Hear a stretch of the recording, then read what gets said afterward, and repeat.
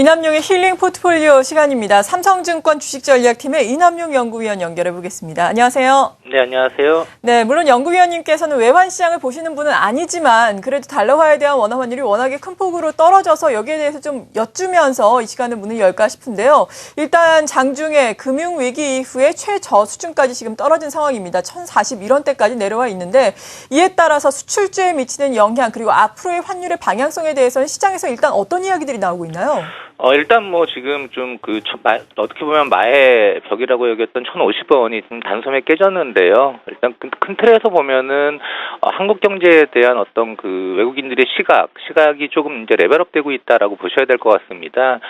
최근에 이제 증시의 특징 보면은 뭐 예를 들어 대표적으로 뭐 포스코라든지 삼성전자 뭐 이런 이제 그 낙폭과대 대형주들이 한번 레벨업되는 모습을 보였거든요. 이게 이제 뭐 저PBR이라는 이제 공통점을 갖고 있는데 외국인들이 바라보는 시각이 그동안 이 한국 경제의 체력에 대해서 어떻게 보면은 뭐 신흥시장 내에서 가장 매력적이진 않다 뭐 이런 시각을 좀 갖고 있었다라고 하면 지금 이제 그 좀 다른 시각들 뭐 대만 대비 한국 시장이 디스카운트돼야 될 이유가 뭐냐, 원화가 그렇게 약세로 지속돼야 될 이유가 뭐냐 이런 것들이 좀 일시적으로 반영되고 있다라고 보고요. 다만 이제 그 다 아시다시피 미국이 지금 양적 완화 축소 테이퍼링을 차근차근 순서대로 지금 밟아 나가고 있기 때문에 여기에서 이제 뭐 추가적으로 원화 강세가 급격하게 더 진행될 가능성은 그렇게 좀 크지는 않다라고 보고 있습니다. 또 내일 이제 신임 한국은행 총재가 바뀐 이후에 첫 금통위가 또 예정이 돼 있는데 아마 이제 그 지금 급격한 원화 강세에 대해서 어느 정도 좀 속도줄에 대한 언급도 나오지 않을까라고 생각하기 때문에 수출주들 오늘 뭐 자동차 중심으로 좀 하락하고 있습니다만 특히 이제 뭐 자동차 업종 같은 경우는 그동안 우리가 원화 강세 구간에서 걱정들을 많이 했지만 사후적으로 봤을 때는 실적으로 다 문제가 없더라는 걸 보여줬거든요. 그래서 좀 일회성 요인이라고 보고 있고 원화 약세는 여기서 좀 추가적으로 더 강하게 진행되기는 좀 다소 어렵다라는 생각을 가지고 있습니다. 네, 일단은 전반적으로 한국 경제에 대해서 외국인들의 시각이 레벨업 됐음을 보여주는 것이다. 그리고 원화 강세가 추가로 급격하게 진행되기는 어려운 상황이다라고 말씀해 주셨습니다. 또 외환당국이 개입에 나설 수 있는지는 계속해서 시장을 지켜봐야 할 일이고요. 실적과 관련해서 일단 실적 시즌 무난하게 문을 열었습니다. 앞으로의 실적 시즌 우리가 경계해야 될 점 그리고 눈여겨봐야 될 점 각각 어떤 것들이 있을까요? 네, 우선 좀 경계해야 될 점은 일단 뭐 우리 주식시장의 이제 대표 종목들이 사실 뭐 미국이라든지 글로벌 종목들하고 연결이 좀 많이 되다 보니까 그쪽 종목들의 실적하고 연동되는 점을 좀 주목하셔야 될 것 같습니다. 우선 뭐 최근에 뭐 다 아시다시피 미국의 이제 그동안 나스닥 상승을 견인했던 SNS라든지 전기차 또 헬스케어 종목들이 좀 조정을 받으면서 조금 이제 버블 이슈가 있는데 제가 봤을 때는 이건 실적 시즌하고 맞물린 이슈입니다. 왜냐하면 기술주들 특히 이제 대표적인 어떤 콩가 성장성을 가지고 있다라고 하는 종목들이 실적보다는 좀 가파르게 주가가 올라온 상태에서 미국이 지금 실적 발표를 앞두고 있기 때문에 좀 먼저 좀 팔아놓고 좀 보자라고 하는 이제 성격이 반영되고 있고요. 그런 과정은 그렇게 크게 어떤 시장의 추세를 훼손할 것 같지는 않습니다. 이게 더불어서 이제 우리 국내 관련주들 역시 네이버 같은 종목을 필두로 이제 좀 조정을 받았는데 역시 저희가 봤을 때는 미국의 기술주보다는 우리나라의 기술주 대표적으로 네이버 같은 경우가 밸류에이션 매력이라든지 또 실적 이런 측면에서 훨씬 뛰어난 경쟁력을 가지고 있다라고 보고 있기 때문에 일단 미국과 관련된 나스닥 관련된 종목들에 대해서는 크게 걱정 안 하셔도 된다라고 보고 있고요.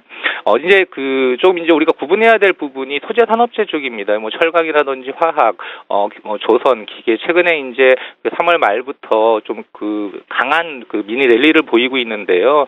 두 가지로 좀 볼 수 있겠습니다. 그러니까 아까도 잠깐 언급드렸지만 한국 증시의 대표적인 종목들이 실적은 지금 안 좋은 건 알지만 PBR 청산가치 기준으로 봤을 때 너무 싼 거 아니냐 글로벌 경쟁그룹 대비해서 이런 것들이 이제 레벨업의 하나의 계기고요. 두 번째는 1분기 실적 다 안 좋다라는 건 오픈이 됐다라는 거죠. 철강 안 좋다, 화학 안 좋다, 기계 안 좋다.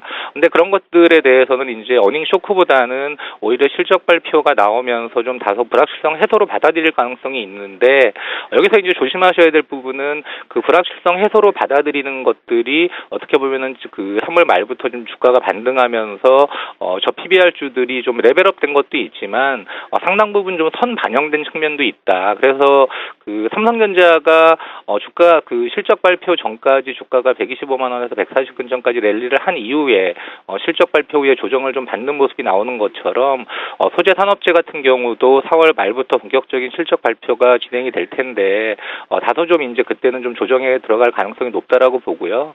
1분기 실적은 지금 어느 정도 이제 그 오픈이 됐기 때문에 주가에 충분히 좀 반영됐다라고 보고 있습니다. 이제 좀 2분기를 봐야 될 때라고 보고 있고 그런 관점에서 보면 여전히 뭐 자동차라든지 반도체 저희는 이런 섹터들을 좀 선호를 하고 있습니다. 말씀을 해주시면서 이야기가 나왔던 것이 기술주 이 나스닥의 최근의 하락세였는데요. 실적 발표를 앞둔 차익 실현 성격이 강하다라면서 네이버 같은 경우에도 지금 최근에 조정이 좀 과도했다. 관심을 가져도 좋겠다. 성장 스토리가 유효하다라고 말씀해 주셨는데 네이버 저희 포트폴리오에 편입이 돼 있지 않습니까? 네. 네이버에 대한 전략은 다시 한번 말씀을 해주시자면 어떻게 말씀해 주시겠어요? 네, 아마 좀 그 투자자분들께서 좀 의아하게 생각하시는 게 네. 80만 원 이상에서 충분히 저희가 수익을 내고 뭐 나올 기회가 여러 번 있었거든요.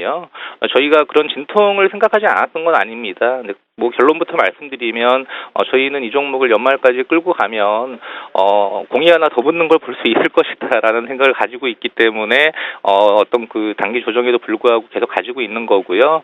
아까 말씀드렸지만 글로벌 SNS 기업들 뭐 페이스북이라든지 트위터 다소간의 이제 종목별 편차는 있습니다만 실적 발표를 앞두고 좀 이제 건전한 조정을 받고 있다라고 보고 있고요. 네이버 같은 경우는 좀 다른 이제 그 개별 모멘텀들이 많이 있습니다. 라인 같은 경우가 뭐 다 아시다시피 이제 올 연말 정도면 나스닥이나 이제 일본 동시상장 또는 나스닥 상장이 지금 예정이 돼 있고요. 라인의 가치가 재평가되는 계기죠. 그 전에 이제 또 중국의 그 가장 큰 이제 온라인 기업인 알리바바가 나스닥에 상장될 그런 어떤 그 지금 그 준비를 하고 있습니다.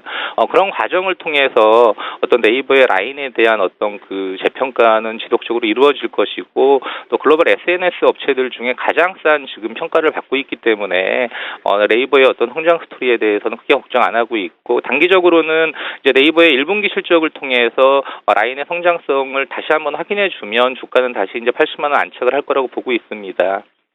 뭐 두 번째 이제 그 저희 그 뭐 좀 성장 스토리 가지고 있는 종목 중에 현대모비스 말씀드리면 오늘 다소 이제 그 전고점 돌파 시도 이후에 아까 말씀드렸던 환율 이슈 때문에 좀 조정을 받고 있는데 큰 틀에서 보면 현대기아차그룹이 이제 다시 2단계 도약을 하고 있습니다. 연 생산 캐파 800만 대에서 다시 이제 생산 캐파를 늘리면서 1000만 대 캐파까지 올라가는 이제 그런 그 단계가 있기 때문에 수혜를 받을 수 있고 또 무엇보다 전 세계 자동차 부품 회사들 중에 가장 싼 그 밸류에이션을 가지고 있다라는 점, 좀 지배구조 이슈가 좀 반영된 이슈인데요. 마지막으로는 그 투자자분들께서 좀 그 명심하셔야 될 부분이 향후 자동차 시장이 뭐 전기차가 주도할 것이다, 또는 수소차가 주도할 것이다. 뭐 지금은 뭐 하이브리드카 이런 이제 여러 논란들이 있습니다만 어떤 자동차가 미래의 자동차의 핵심이 되더라도 현대모비스의 핵심 부품인 전기장치 부분, 뭐 IT 부품이라고 보시면 되겠죠. 이 부분은 필수기 때문에 현대모비스는 뭐 꽃놀이패를 가지고 있다라고 보시면 될 것 같습니다.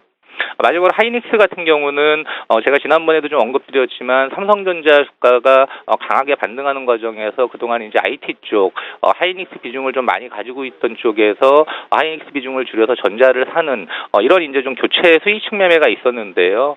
지금 이제 전자가 다시 좀 조정권에 들어갔기 때문에 소급적으로는 이제 좀 하이닉스 쪽으로 다시 들어와야 될 때라고 보고 있습니다. 큰 틀에서 뭐 2014년 이후 이제 반도체 업황은 그동안에는 뭐 경기 사이클 대표 업종이라 그러면 연평균 꾸준하게 뭐 한 10% 이상 성장하는 이제 업으로 바뀌었다, 과점화가 됐기 때문에 그런 측면에서 하이닉스 역시 핵심 경쟁력을 보유하고 있기 때문에 연간 4조에서 뭐 많게는 5조 이상 꾸준한 실적을 유지할 수 있기 때문에 현재 밸류에이션 너무 싸다라고 보고 있습니다. 네, 포트폴리오 내에서 성장 스토리를 보유한 3개의 종목들 설명을 해주셨습니다. 그리고 몇 개의 종목들이 더 있는데 일단 편입 제외 종목이 있습니다. CJ, CGV가 편입 제외가 되고 현대중공업이 신규 편입이 됐던데 일단 CJ, CGV 같은 경우에는 물론 최근에 고점 대비해서 많이 하락을 하긴 했지만 그래도 2분기 실적 개선에 대한 기대감이 큰 상황인데 편입 제외하신 이유가 궁금하고요. 현대중공업 어떤 점을 긍정적으로 보시는지 이 두 종목도 소개를 해주시죠. 네, 일단 그 CGV 뭐 좀 고점에 이번에 그 매수하신 분들은 조금 이제 당혹스러우실 수 있겠습니다만 결론부터 말씀드리면은 어떤 CGV가 가지고 있는 해외 진출을 통한 장기 성장 스토리 전혀 변함이 없습니다. 다만 이제 그 3월과 4월이 지금 극장가로 보면 굉장히 비수기거든요. 이제 뭐 학생들이 개학을 하고 특별한 이벤트가 없기 때문에 또 지금 최근에 뭐 큰 히트작이 없다라는 점. 그래서 이제 1분기 실적이 다소 좀 둔화될 가능성이 있고 여기가 사실은 이제 그 현대중공업에서 말씀드리겠지만 지금 시장의 패가 단기적으로 낙폭과대 대형주들을 좀 돌고 있기 때문에 저는 그런 차원에서 좀 이제 그 포트를 좀 대응하자라는 차원에서 편입 제외를 했고요. 향후 이제 좀 전망을 막 간단하게 말씀드리면 5월 뭐 저 달력 보시면 다 아시겠지만 5월 첫 주부터 굉장히 긴 연휴가 있습니다. 또 5월은 이제 또 극장가의 가장 큰 성수기라고 보시면 될 것 같고요. 그러한 모멘텀이 있기 때문에 지금은 좀 조정을 받고 있지만 4월 중순 이후부터는 다시 본격적인 반등을 할 거라고 보고 있으니까 저희가 꾸준하게 그 AS 해드리도록 하겠습니다.